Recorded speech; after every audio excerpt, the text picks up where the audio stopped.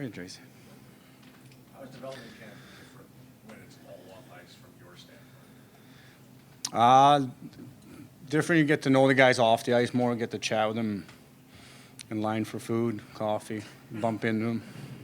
No, but I think it's good. I think when you're on the ice, obviously the pace is so high that it's hard to get to know a guy. Here you can spend 5 minutes with him. Excuse me, we'll try that again. What are your impressions of Levshunov thus far? Great personality. Just seems like a really upbeat person. Kind of like confident in himself, but still very outgoing and, outspoken. I really like him so far. How much are you looking forward to next year as all these players that get drafted are finally graduating to the pros and you get to kind of get your hands on them? Yeah, we'll see what happens, right? Who comes down our way, but it's exciting to see the player pool that we have now compared to maybe 4 or 5 years ago, for sure. You get a lot of guys coming in from juniors, college, other leagues. How do you use your coaching abilities to create team chemistry with so many new faces? Great question. We get some IKEA furniture and we tell them to build it together. No, I'm kidding. No, we do different things. We have different things we do as a group, and they have things they do that I don't know about and I don't want to know about. So. It seems like in the AHL, a lot of times the teams that win are veteran teams, guys with former NHLers. Yeah. You might have a lot of prospects and your focus might be on development. How do you walk that fine line between wanting to win but wanting to focus on the development aspect? Great question. I do think you can marry the two for sure. I think younger teams, seem to have good starts, and then they kind of hit a speed bump somewhere around game 20 or so. And I think that's when the veterans are important to have. I think we've been really fortunate the last couple of years to have some really good veterans. Some of them are coming back as well. So getting them, being a big part of it is huge. But I think there's a balance for sure. But I think you can marry development and winning if you do it the right way. And we haven't really found the sweet spot yet, but I think we're getting closer. For Soderblom to be going back down, that's got to be discouraging after a full year in the NHL. What will your message to him be? That's another great question. I think for Arvid, just finding his game again and finding the rhythm of playing and just, knowing, that he's going to play the next game even if he has a little hiccup. I think when you're in the NHL, it's all performance-based, and you don't have a good couple of games, you're not going to see a few games for a while. I don't think it's the same by us. So I think just getting him in the rhythm is going to be key. With a lot of the new additions, it's going to make it tougher for a lot of your guys to go up the ladder. Can you use it as a motivator or a teaching tool, or do you need to use it as a motivator? Yeah, I think everything has to be earned. So if there's somebody ahead of you that's older or playing better than you, it's up to you. It's to kind of find a way to push that guy out. I think it is a motivator to see some of the older guys have been around, that knows what it takes to win, to get to see how they handle things on an everyday basis.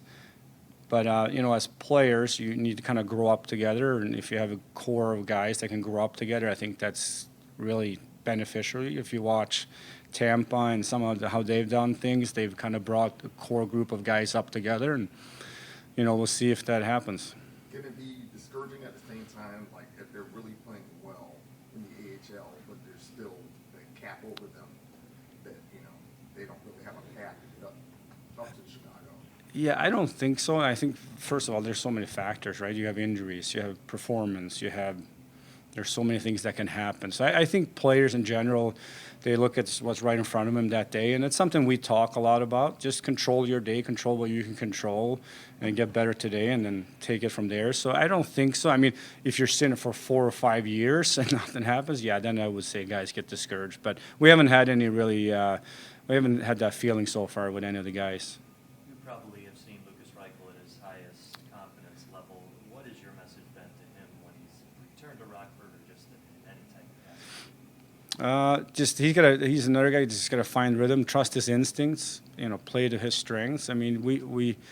confidence with every player is huge, right? And especially if you're a guy like him that's used to producing, and then what happened last year, he came up and did some good things, but snake bit a little bit, didn't start producing and start questioning himself. But getting him back to that kind of ground, zero, and to start over and just trust his instinct, that's the biggest message. I know confidence comes from within, but is there anything as a coach you can do to help kind of instill it a little more? Play him. No, I mean, honestly, with guys like that, it is just reps, getting on the ice, getting the opportunity to play, getting in those situations again. And I think it goes a long way when you tell a player that you believe in them and that you know that they can do it. And I think that goes a long way with a lot of them. How did you see Kaiser grow last year from when you got him to the end of the season? I think he started playing to his strengths more. I think he's a competitive player. He's got a really good instincts. He's a strong, balanced, skater. So just getting him into those kind of in that frame of mind of doing that consistently, and hey, it's like, we trust you. Go out and do it, and kind of find your game. And I think that was the biggest thing for him. What about Del Mastro? He obviously got that call up at the very end, and maybe he'll compete for a spot in the NHL this year. But how did you see him prepared for that? Sorry, to play in NHL? Yeah, just in terms of his development. Yeah. Just improving as the year went on. Yeah, his overall development. Yeah, I thought he took some big strides. The big message to him was just playing faster at times and moving the puck quicker, and I thought he took some big strides in those areas and very receptive, and he's had a lot of success in juniors, if it's World Juniors, and his path has kind of been linear, straight, and I think the year was really good for him overall, just learning how to play the pro game, learning how to handle bigger players, shift in and shift out. I thought was a big thing for him. Guys like Colton Dock and Nolan Allen have been in the system for a while. Do you see them as on the cusp, or do they still have a lot of development ahead? I do, yeah, and they're a little bit different for sure, because Colton had, obviously got hurt in training camp and then came and played, and I thought in the month of end of November to December, he was probably our best forward. And we were really excited about see how he was progressing. And then he had another setback with injuries. And then after that injury, he got back and never really found his game. So I do think there's tons there, both physically and mentally, for him to develop. A lot of room for growth. And Nolan, same thing. I thought Nolan's first year of pro was really good. And he got injured at the end of the year, and we actually really missed him in the playoffs. Thought he could have been a big contributor for us in that series if he was being able to play. So, looking forward to seeing them again.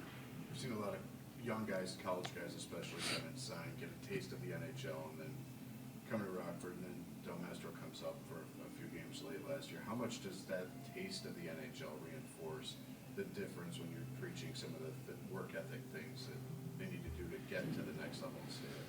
Yeah, no, that's a great point. I mean, that's something we always talk to players like Del when they come back. Say, hey, what did you learn? What did you take out of it? And to hear their response, and he was really good about it. He knows, hey, some of the things that I noticed that I really have to kind of work on if it's the end of this year and into the summer and into next year. And it's always better, too, if they realize it themselves than us always trying to tell them what to do. It's like your kids, right? So I think it was really beneficial for him to come up and see that. And he was I thought he handled it real well coming back and understand. His evaluation of what he needs after was really spot on. With all the moves that Kyle made, and obviously it's been touched on already a couple times, big premium that the organization puts is on leadership as well. All that group that you worked with this year, so Del Mastro, Allen, Colton Dock, Cole Gutman, all those guys, did you see any of that leadership emerge from that group that you'll take into next year with now another crop of those draft picks coming in? For sure. I mean, if they end up by us, yeah. I mean, I think some of those guys, like Del Mastro, has some natural leadership abilities, and we saw that come through at the end of the year. Gutman was hurt, but all those guys they've been around a little bit now, so we expect them to take that step. And they want to win. They want to play in the NHL. So that kind of back to your question, that combination is awesome to be part of for us as a staff. You know, we try to, you know, it's their room, so we kind of nudge them and talk to them a little bit. And we have a leadership group that talks, and we have some younger guys included in that. But some of those guys, we expect them to take big steps in that area for sure.